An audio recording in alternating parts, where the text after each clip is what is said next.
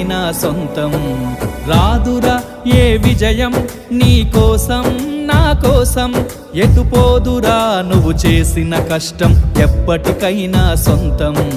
కాలంతో పయనించేవాడికి కానిది ఏముంది, సాధనతోనే సాధ్యమవ్వునని సదాశయంతో సాగర ముందుకు. రాదురా ఏ విజయం నీ కోసం నా కోసం, ఎటుపోదురా నువ్వు చేసిన కష్టం ఎప్పటికైనా సొంతం.